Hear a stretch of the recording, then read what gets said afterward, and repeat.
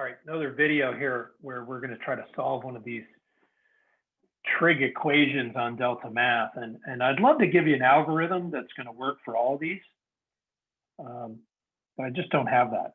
So this one you can see, first of all, they're saying solve for all the angles between 0 and 360. The minute you see that, you're saying, hey, we're in degree mode, right? So get that in your head.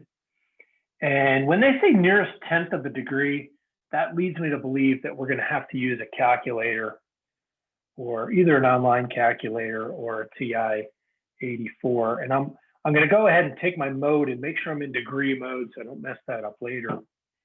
And then it's time to do some of the algebra here. Now here we got a problem where we got two different functions. We have cosine and tangent, and you want to do your best to kind of get rid of some of these functions. But I do notice this tangent appears twice. So before I do any trigonometry, I can actually do a little bit of algebra. That's a greatest common factor. So let's factor tan x out of this. And when I factor out tan x, I'm left with 5 cosine x in the first term and a -7 in the second term. And then guess what?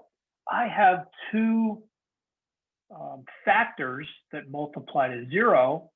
And just like with quadratics, you could use the zero product property. You could set each of these to 0. So I could say, okay, either tangent of x equals 0 or 5 cosine x minus 7 equals 0. And I can solve them separately.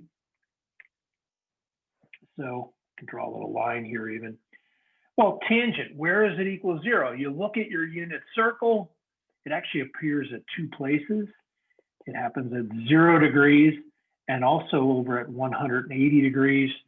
The reason that's where your y coordinate equals 0, and don't forget what tangent is. You know, you got to go back to basics. Tangent on the unit circle is just y divided by x. So for it to 0 out, you really need y to be 0, which happens at 0 and 180. So I've got a couple answers already, and then I shift my focus to the second equation.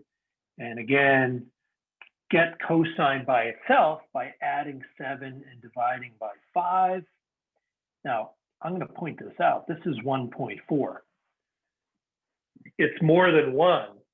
And I know that cosine can't be more than 1, right? Cosine and sine, if you think about their graphs, they stay between -1 and 1. So this is going to be no solution. But, you know, even if you didn't know that, you'd probably go to your calculator, right? We want to find the angle. That's an angle. So we have to do cosine inverse of 7/5.